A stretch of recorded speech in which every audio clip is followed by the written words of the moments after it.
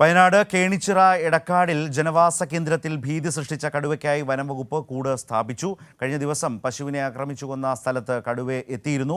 കൂടുതൽ ക്യാമറകളും പ്രദേശത്ത് സ്ഥാപിച്ചിട്ടുണ്ട്. ഇപ്പോൾ അനൂപാണ് വിശദാംശങ്ങളുമായി നമ്മൾക്കൊപ്പം ഉള്ളത്.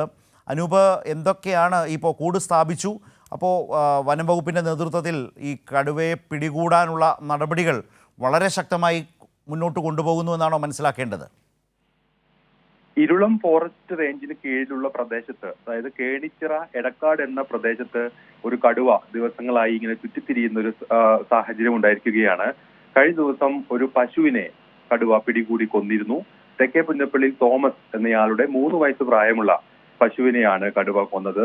ഈ കടുവയെ കൊന്ന സ്ഥലത്തേക്ക് കഴിഞ്ഞ ദിവസം വീണ്ടും ഈ പശുവിനെ കൊന്ന സ്ഥലത്തേക്ക് വീണ്ടും കഴിഞ്ഞ ദിവസം കടുവ എത്തിയത് ഈ പരിസരത്ത് ഒരു ആശങ്ക സൃഷ്ടിക്കുന്ന സാഹചര്യവും ഉണ്ടായിരിക്കുകയാണ്. ഇതോടുകൂടിയാണ് കടുവയെ എത്രയും വേഗം പിടികൂടണമെന്നൊരു ആവശ്യം ഈ പ്രദേശത്ത് വ്യക്തമായത്. അതിന്റെ അടിസ്ഥാനത്തിലാണ് കഴിഞ്ഞ ദിവസം വൈകിട്ട് തന്നെ കൂടുകൾ സ്ഥാപിച്ചത്. ഇന്നും ഈ കടുവയെ പിടികൂടാനുള്ള ശ്രമങ്ങൾ ഈ വിധത്തിൽ തുടരും. അതോടൊപ്പം പ്രദേശത്ത് കൂടുതൽ നിരീക്ഷണ ക്യാമറകളും സ്ഥാപിച്ചിട്ടുണ്ട്.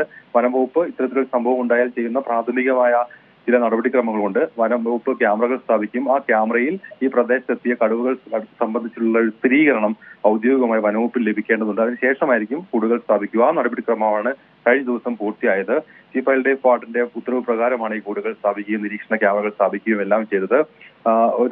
ഈ പ്രദേശത്തേക്ക് നെയ്ക്കുപ്പ, അതിന് തൊട്ട് സമയത്തുള്ള ഏതാണ്ട് 200 മീറ്റർ മാത്രം അകലെയാണ് വനപ്രദേശം.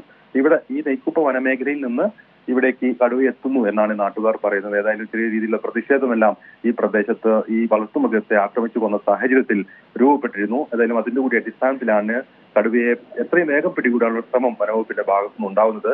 ഇന്ന് ഈ കഴിഞ്ഞ ദിവസം ഈ ജഡത്തിന്റെ അടുത്തേക്ക് കടുവ എത്തിയ സാഹചര്യത്തിൽ ഇന്ന് കടുവ ഈ പ്രദേശത്ത് സ്ഥാപിച്ച കൂട്ടിൽ അകപ്പെടാൻ സാധ്യതയുണ്ടെന്നാണ് വനവകുപ്പിന്റെ നിഗമനം. ഏതായാലും ആ രീതിയിലുള്ള മുൻകരുതലുകളും ജാഗ്രതാ നിർദ്ദേശവും എല്ലാം വനവകുപ്പ് ജനങ്ങൾക്ക് നൽകിയിട്ടുണ്ട്. ഈ കടുവയെ പിടികൂടാനുള്ള ശ്രമങ്ങൾ ഈ വിധത്തിൽ തുടരുകയാണ്.